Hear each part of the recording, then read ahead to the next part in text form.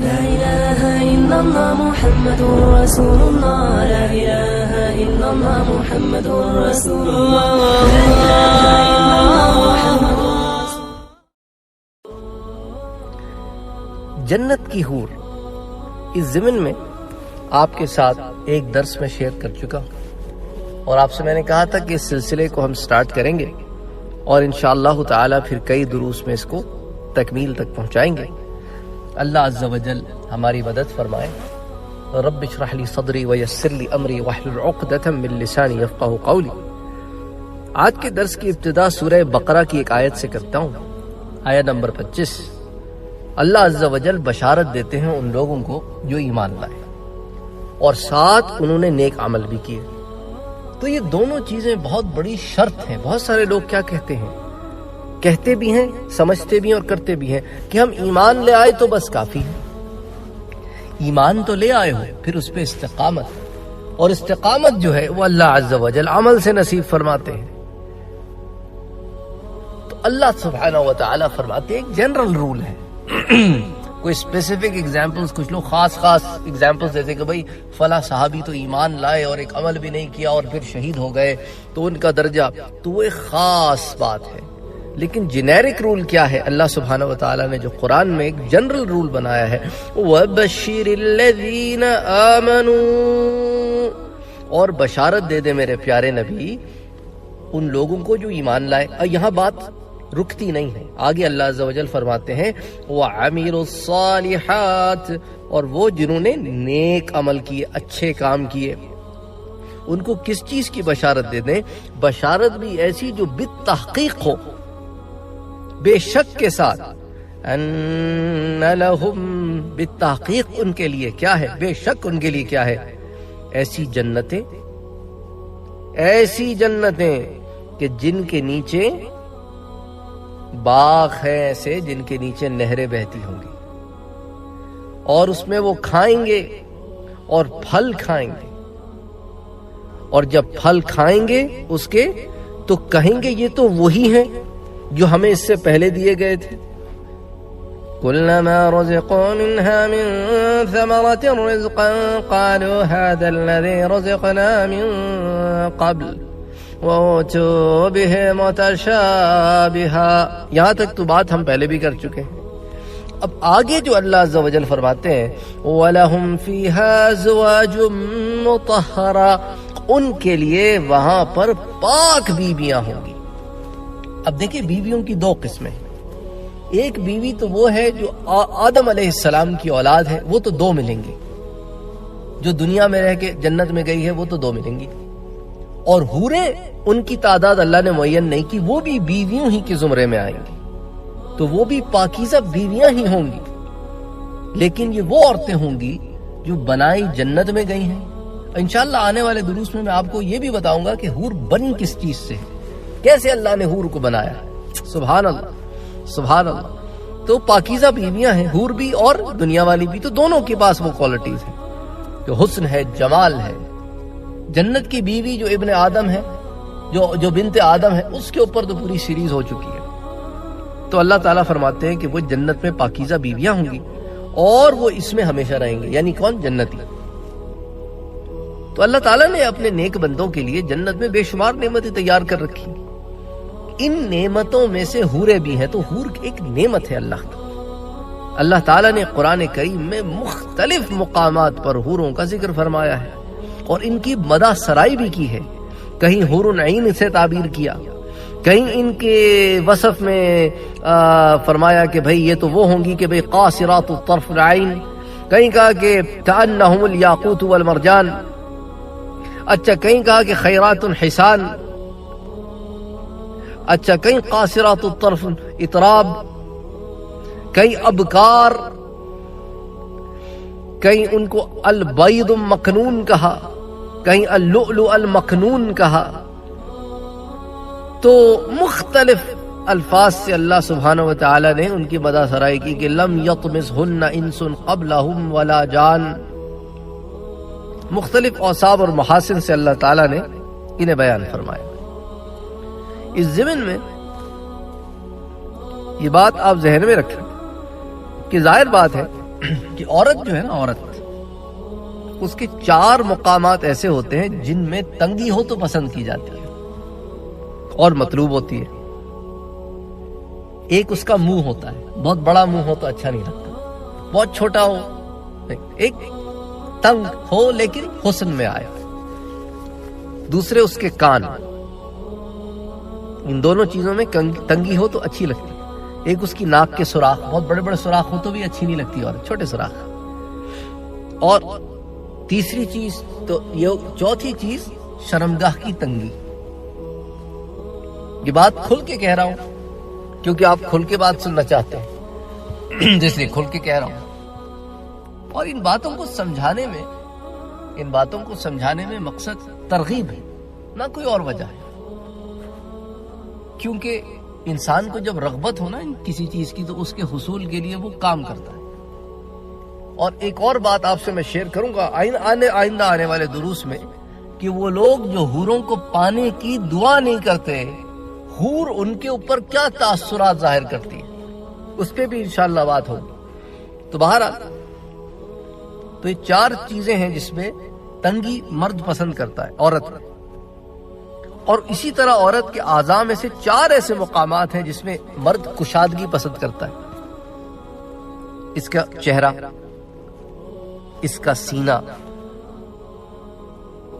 اس کی گردن کے قریب جو پشت کا بالائی حصہ ہوتا ہے جو دونوں کاندھوں کے درمیان ہوتا ہے، اور اس کی پیشانی، اور اس کے اعضاء میں سے 4 مقامات پر مرد سفیدی پسند کرتا ہے۔ اس کا رنگ، اس کے سر کی مانگ، اس کے دانت، اور اس کی آنکھوں کی سفیدی کا حصہ، یہ خوب سفید ہے۔ تو یہ 4 مقامات ہیں جس میں مرد سفیدی پسند کرتا ہے۔ اسی طرح عورت کے بدن میں 4 مقامات ایسے ہیں جس پر مرد سیاہی پسند کرتا ہے، اچھی معلوم ہوتی ہے اس کو۔ اس کی آنکھوں کا سیاہ حصہ خوب سیاہ ہو۔ اس لیے آپ دیکھیں نا وہ مسکارے کتنے بکتے ہیں دکانوں میں، اس کی وجہ کیا ہے؟ اس کی وجہ یہی ہے کہ وہ آنکھوں کو خوبصورت بناتے ہیں۔ وہ آنکھوں کی جو رنگ بکتے ہیں، دور سے دیکھ کے کلر پینسل لگتی ہے، لیکن وہ آنکھوں پہ لگاتی ہیں عورتیں، اللہ عالم کیسے لگاتی ہیں، لیکن وہ لگاتی ہیں۔ اسی طرح وہ آئی بروز، یہ جو بھویں ہوتی ہیں نا، ابرو، اس کا بھی گھنا کالا ہونا، اس کے لیے بھی وہ چیزیں ملتی ہیں عورتوں کی، وہ لگاتی ہیں۔ اللہ تعالیٰ کو پتا ہے نا کہ مرد کو کیا اچھا لگتا ہے، تو اس لیے اللہ تعالیٰ نے حوروں میں ساری صفات رکھی ہیں۔ تو ایک تو وہ یہ پسند کرتا ہے کہ عورت کی آنکھوں کا سیاہ حصہ خوب سیاہ ہو۔ ایک تو آنکھوں کے اندر جو حصہ ہے نا، گول سرکل، وہ خوب سیاہ ہو۔ پھر اس کے ابرو، اس کی پلکیں اور اس کے بال، یہ 4 چیزیں مرد پسند کرتا ہے کہ سیاہ، کہ آنکھ کے اندر کی پتلی وہ اچھی خوب سیاہ ہو، کالی، اور یہ پلکیں، ابرو اور بال۔ فطرت ہے مرد کی، اس میں کوئی تنقید کی بات، مذاق کی بات نہیں، مرد کو اچھا لگتا ہے۔ اب بالوں کا سیاہ ہونے سے مراد جو بھی رنگ ہو بالوں کا، وہ خوب ہو، اچھا رنگ ہو، اچھا رنگ ہو۔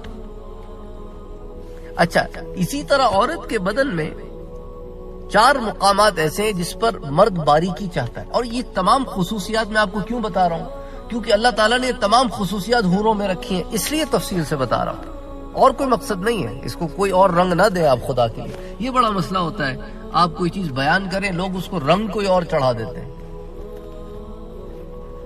تو 4 مقامات ایسے ہیں عورت کے بدن میں جس میں مرد باریکی چاہتا ہے، اس کی کمر میں، اس کی سر کی مانگ میں، اس کے ابروؤں میں، آئی بروز میں، اور اس کی ناک میں۔ اسی طرح عورت کے 4 مقامات اعضاء ایسے ہیں جہاں پر مرد لمبائی پسند کرتا ہے، اچھی لگتی ہے عورت، اس کا قد لمبا ہو، اس کی گردن لمبی ہو، اس کے بال لمبے ہوں، اور اس کی انگلیاں لمبی ہوں۔ اور عورت میں کچھ ایسے اعضاء ہیں، ایسے بھی 4 اعضاء ہیں جس میں مرد تقصیر یعنی چھوٹا ہونا پسند کرتا ہے، اور یہ چھوٹا ہونا ظاہر کے لحاظ سے نہیں بلکہ معنوی لحاظ سے، اور وہ اعضاء جو ہیں یعنی معنوی لحاظ سے، اس کی زبان کا چھوٹا ہونا، اس کے ہاتھ اور اس کے پاؤں اور اس کی آنکھیں. یعنی کہنے کا مقصد یہ ہے کہ اس کی آنکھوں کا چھوٹا ہونے سے مراد کہ اس کی آنکھیں جھکی رہیں، نہ کہ چھوٹی چھوٹی آنکھیں جھکی رہیں، شرم و حیا والی آنکھیں، تو اس لیے کہا مانوی. اسی طرح اس کی زبان فضول گوئی نہ کرے، وہ زبان درازی نہ کرے. اس لیے آپ سے جو پچھلا درس بیان کیا تھا اس میں یہی کہا کہ حور جو ہے نا وہ اطاعت گزار ہو، اس کی آنکھیں صرف اس شخص کے اوپر ہوں گی جس کو وہ عطا ہوگی، ادھر ادھر نہیں بہکے گی اس کی نگاہ. اور ایک چیز پھر ہاتھ کا چھوٹا ہونے سے مراد کہ وہ فضول خرچ نہیں کرتے، ناپسندیدہ چیزوں کے لیے لینے اور خرچ کرنے سے وہ قاصر ہوتی ہے، تو ہاتھوں کا چھوٹا. اور پاؤں بہت کم گھر سے باہر نکالتی ہے، سارا وقت بازاروں میں پھرنے کا شوق اسے نہیں ہوتا کہ بس شاپنگ کراؤ، باہر لے کے جاؤ، بازار لے کے جاؤ، گھماؤ پھراؤ. ٹھیک ہے، گھومنا پھرنا ہر چیز ایک میانہ روی میں اچھی لگتی ہے. جا رہے ہیں پورا دن نکل گیا بازار میں، تو اب یہ جو چیزیں ہیں نا، یہ میں بندے کی سائیکی بتا رہا ہوں آپ کو، خواتین کی سائیکی الگ ہے. لیکن اللہ نے جو جنت میں بنائی ہے نا عورت، اس کی سائیکی الگ ہے دنیا کی عورت سے. تو دنیا کی عورت جو ہے جو جنت میں جائے گی تو اپنے آپ کو یہاں کے لحاظ سے نہ سوچے بھئی یہاں تو میں یہ کرتی ہوں تو وہاں پر تم اثر نو بنائی جاؤ گی، اور جیسے قرآن نے تمہیں بتایا ہے، تمہارے بارے میں بیان کیا، ویسے بنائی جاؤ گی. تو تمہاری وہ تمام چیزیں تمہارے اندر سے اللہ تعالیٰ نکال کے تمہیں حسن و جمال کے اعلیٰ پیکر پہ بٹھا کے کھڑا کر دیں گے، اور تم تو افضل ہوگی حور سے، خوبصورت ہوگی حور سے، زیادہ بہتر ہوگی حور سے. ابھی ہم حور کی بات کر رہے ہیں. تو یہ مقامات ہیں. اب ان اوصاف میں سے کچھ وصف بھی دنیا کی عورت میں پائے جائیں تو وہ عورت جو ہے اس کو اچھا تصور کیا جاتا ہے.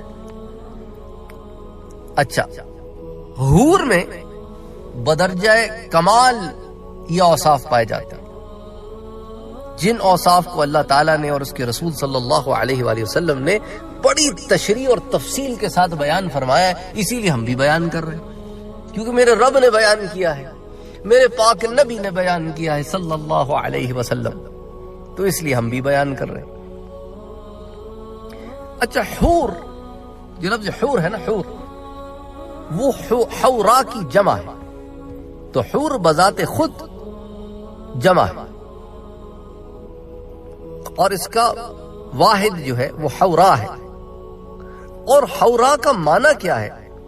حورا اس عورت کو کہا جاتا ہے جو جوان بھی ہو، حسین بھی ہو، جمیل بھی ہو، سفید رنگ والی ہو، اور انتہائی سیاہ آنکھوں والی ہو. اس کو کہتے ہیں حورا. ٹھیک ہے، زید بن اسلم کہتے ہیں کہ حورا اس عورت کو کہا جاتا ہے چمکیلے چہرے کی وجہ سے کہ جس کے چہرے پر نظر نہ جم سکے اور متحیر ہو جائے، کہ بس بندہ جو ہے نا آگ بھر کے نہ دیکھ سکے، اتنا حسن ہے، اتنا حسن ہے. اللہ اکبر. حضرت مجاہد رحمت اللہ علیہ کہتے ہیں، جو مشہور تابعی ہیں، حضرت عبداللہ ابن عباس کے شاگرد ہیں، وہ کہتے ہیں کہ حورا اس عورت کو کہتے ہیں جس کی نرم جلد اور رنگت کی صفائی کی وجہ سے نظر تحیر میں آ جائے. حضرت حسن بصری کہتے ہیں کہ حورا اس عورت کو کہتے ہیں جس کی آنکھوں کا سفید حصہ انتہائی سفید اور سیاہ حصہ انتہائی سیاہ ہو. حضرت مجاہد کہتے ہیں رحمت اللہ علیہ کہ حور العین وہ ہیں کہ جن کو دیکھ کر نظر حیران ہوگی، اور ان کے کپڑوں کے اندر سے بھی ان کی پنڈلی کا گودا نظر آ رہا ہوگا. ان کی نرم جلد اور صاف ستھری رنگت کی وجہ سے ان کی جانب دیکھنے والا اپنا چہرہ ان کے جگر میں دیکھے گا جیسا کہ آئینے میں دیکھتا ہے. سبحان اللہ، سبحان اللہ، سبحان اللہ. اب حور العین کا ذکر ہوا. اب یہ عین ہے. عین کیا ہے؟ عین یہ جمع ہے، حور العین جمع ہے. اس کا واحد عینا ہے. عینا عین یا نون الف حمزہ عینا.